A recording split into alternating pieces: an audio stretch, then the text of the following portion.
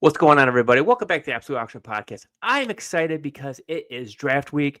We are about a little over 24 hours away from the NFL draft starting tomorrow. I'm recording this here on a Wednesday night right now at 6:30, and I am excited to talk about rookie AAV. And if you don't know what rookie AAV, it's a auction acronym known as average auction values. Now, we have average auction values over at Faceoff Sports Network, which you can go find at fffaceoff.com and type in the search bar Dynasty Auction Values. It'll bring it right up for you. And if you have any questions on that, I did an episode a couple weeks ago with Seth Keller, who was the one that kind of came up with all of it and helped me make it become alive, along with Aaron Schill. And you're able to look at quarterbacks, running backs, wide receivers, tight ends, and kickers, because kickers also do matter. But I wanted to give you guys a viewpoint of these rookies right now in some auction drafts. So a lot of them have had where they just pick a kicker. Also, some of them had the ones where they actually did do the rookies. Here, I'm going to be showing you guys the actual rookie values and where they came in based on the average auction value, where they rank at quarterback, running back, wide receiver, and tight end. So let's go ahead and get started. Right off the bat, we're going to start with quarterbacks. And the number one overall pick, known as Cam Ward, is coming in at QB 25 for $13.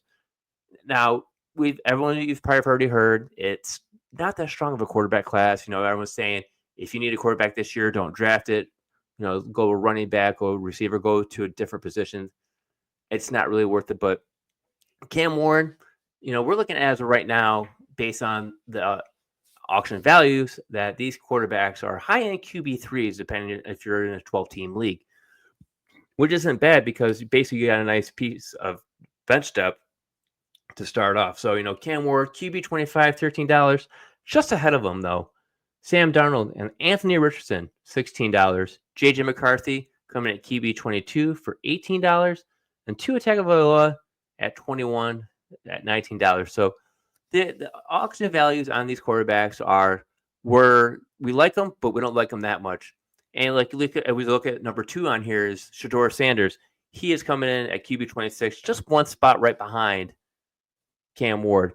And these quarterbacks are very close when it comes to draft position, but I've also seen, a lot of mock drafts where Sanders goes number 2 overall or number 9.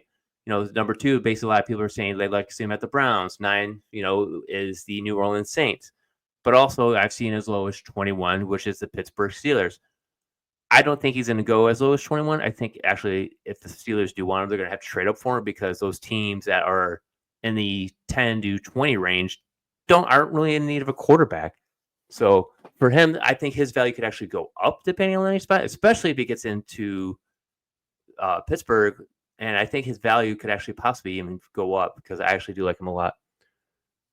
And then looking at Jalen Milroe, surprisingly, he is QB 33. So you think the drop from QB 26 to QB 33 would not be an $8 difference, but it is.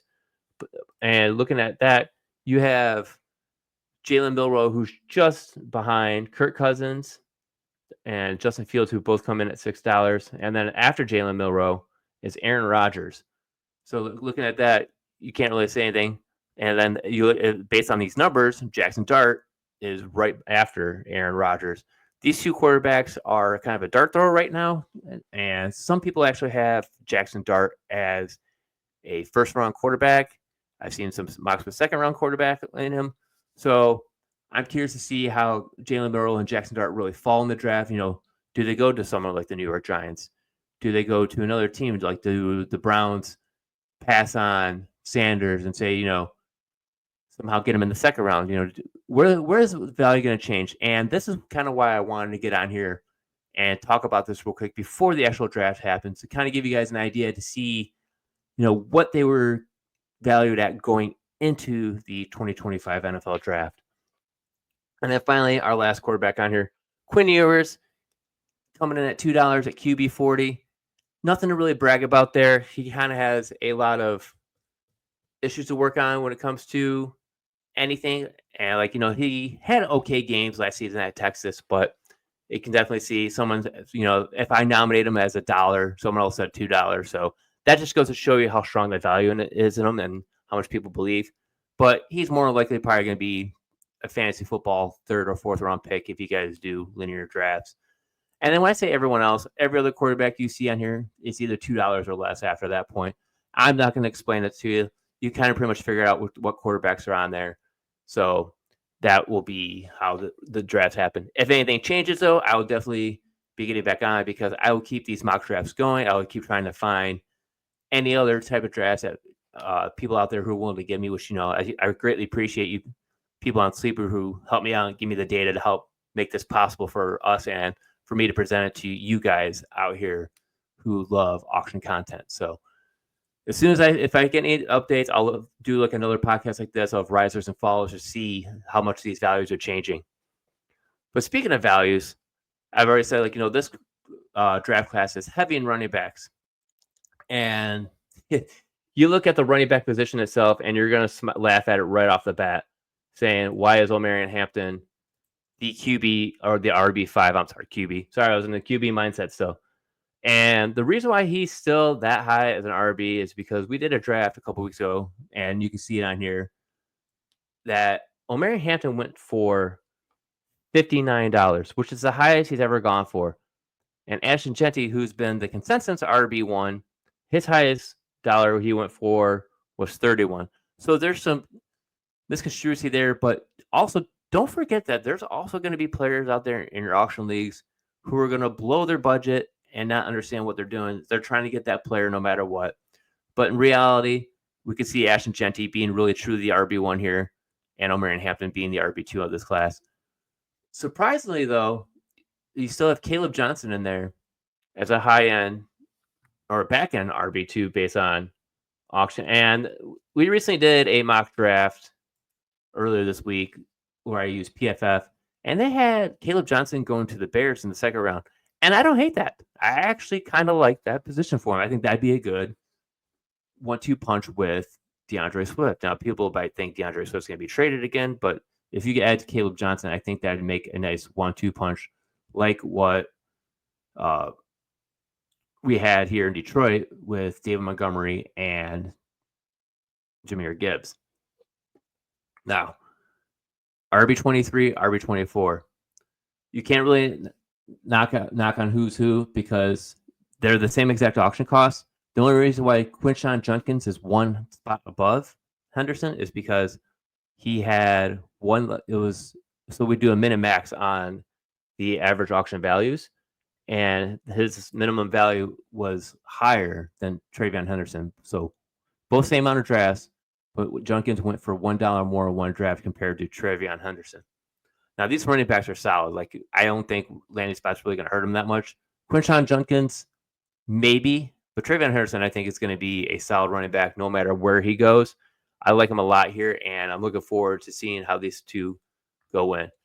Now, I'm not just going to stop there at running back either. I have 5 more running backs because this running back class is so deep, and I figured why not give you guys 10 total running backs to look at. And coming in at number 6 is Devin Neal. Now, Devin Neal, man, he's got a 3-down capability.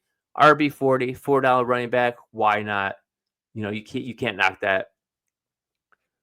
You look at him as RB40. You're looking at running backs that are going around him are like Rashad White for $5, Jalen Warren for $4, Rico Dowell around 3, actually around 4, and then right behind Devin Neal is Tank Bigsby. So they're kind of in the backup type of running backs. And then you look here, then the next two, Ollie Gordon and Cam Scatterbo. Now these are like the trade of 2 different stories. Ollie Gordon came into college football last season as one of the top running back prospects. His junior year, led the league in rushing, dominated the league.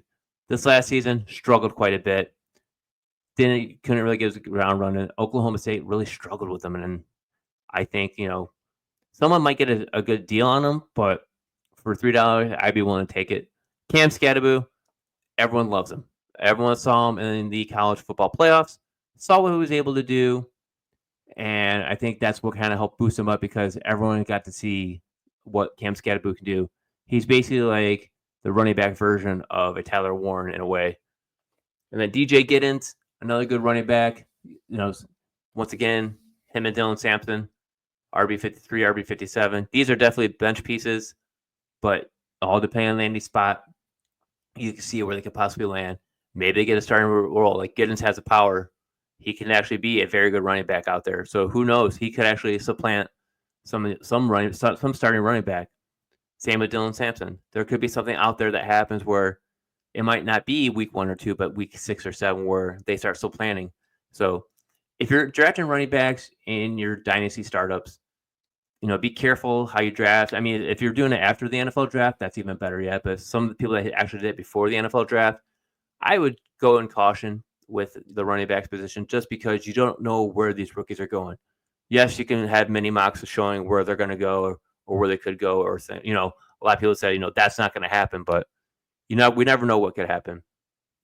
And then every other running back on here was also less than $2. So a lot of dollar running backs, a lot of positional depth there, and definitely great for your dynasty auctions. Coming in, we go into wide receivers, and we got Tet McMillan. I mean, he's always been the top wide receiver in most rankings I've seen.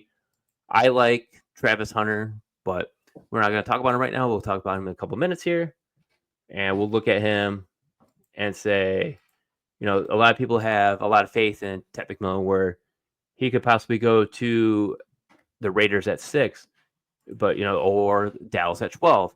There's many different variables of where he could go. So I can understand why people are willing to spend up on him. Coming in you're basically drafting him as a back end wide receiver 2, coming in at wide receiver 23. $16 seems kind of pricey, but I've talked to people and they say he could be the next thing. But don't we all remember N'Keal Harry and how, we thought he was a can't miss prospect, and look what happened to him. Emeka Egbuka, wide receiver 34, quite a drop from Tet McMillan to Emeka Egbuka to go from back end wide receiver 2 to a middling wide receiver 3. You're almost at the back end of a wide receiver 3, to be honest. $12, that's not bad. It's all going to depend on landing spots. A lot of people also have Egbuka as a solid wide receiver that could go in round 1. It's all going to matter on landing spot. One person that a lot of people did like last season but kind of dropped was Luther Burden at wide receiver 37 at $11. Now, it's not bad value, but Luther Burden kind of took a step back, and the way he took a step back this season is he seemed kind of lazy, like he didn't want to be there in Missouri sometimes, it felt like. So maybe if he gets drafted in the NFL here, maybe he'll have a better attitude and actually pop for someone. If you get him at $11, that's not bad value. The next one, as I said, Travis Hunter. I like Travis Hunter a lot. If he's able to go to the Cleveland Browns here at 2, I would like that. And to get him at $9 would not be bad. The funny thing is, it depends on sites. I don't know how sites are going to do it, if they're going to put him at just wide receiver only, or if they're going to make it dual position. If they make it dual position, I mean, Travis Hunter is just going to be killer out there if he actually is able to play corner. Now, I talked earlier this week, I said, Travis Hunter has a possibility of being more likely a wide receiver at least 80% of the time. They could throw him out there at corner, depending on how the other corners are there in Cleveland right now. So we'll see what happens there. But if you get him at $9, especially if you have IDP and we get the IDP eligibility, I don't see that price staying. I see that price going up. If he stays at just wide receiver only, I can see $9, and that is terrific value. And then we have a significant drop down to Trey Harris. And then there's many different landing places he could go. We're still trying to figure that out too. So we'll wait and see how that goes. But, he's got the deep threat capability. He's got high ball placement. He can definitely get up there. It's just, a lot of people say Ole Miss wide receivers don't exactly transition into fantasy football wide receivers or truly NFL wide receivers. Coming in at number 6, Isaiah Bond, the transfer from Texas, who came out of Alabama originally. And he came to Texas, looked really good, had a very good season, but, kind of took a backseat to, as you see, number 8 there, Matthew Golden. Now, we've heard a lot of the hype of Matthew Golden possibly going in the first round. He's a nice deep threat wide receiver, kind of the best one that kind of really stepped up. But a dollar difference, it's not going to really make a difference. But if you look at the difference between Isaiah Bond at wide receiver 59, $4. Matthew Golden, 10 spots behind, wide receiver 69, $3. So that just kind of shows you what other people are looking at when they see players. And I'm not going to skip Jalen Royals. He's definitely a good wide receiver. It's just all dependent. Like these wide receivers 1 through 10 are not as good as the running backs 1 through 10, because 1 through 10 and running backs could definitely go anywhere, and they could actually be RB2s. Where this wide receiver class is quite literally very questionable, except for maybe a couple guys at the top, depending on how you feel about them, where everyone else can kind of be more bench fodlers. And like I said, we have Elick Manor at wide receiver 75, $2. Ty Felton, wide receiver 81, $2. And everyone else after that is less than $2. So we have a significant drop from wide receivers, as we saw from 23 all the way down to 81, compared to running backs, where running backs were quite a bit higher earlier and then had a significant drop. But then speaking of significant drop, we're going to go on to our final position of this episode, and that's tight ends. Now, Tyler Warren has been projected to go as high as 7 to the Jets, and getting him for $12 is definitely a good value, depending on if he can return that same type of value that we hope he is, where he was just basically a multi-use weapon at Penn State this last season. He's a little bit on the older side. I like him a lot, so I don't see any reason why not to pay $12. I would probably possibly pay $12 for him, depending on what size my league is. If it's a $200 league, I might be very hesitant, but it depends how the rest of my build's going. If I can build a par sheet budget to go with that, I would maybe see. But number 2 is a value I really love a lot. Getting Colston Loveland, the running back, or not the running back, the tight end out of Michigan for $5. That would be a value I'd be willing to spend up on, because he has a lot of capabilities just like Tyler Warren does, but I think he's more athletic than Tyler Warren. And yes, they played very similar competition, but Colston Loveland, I think, can actually make that better step. And for the additional savings at tight end to get Loveland at 5, I am all about that.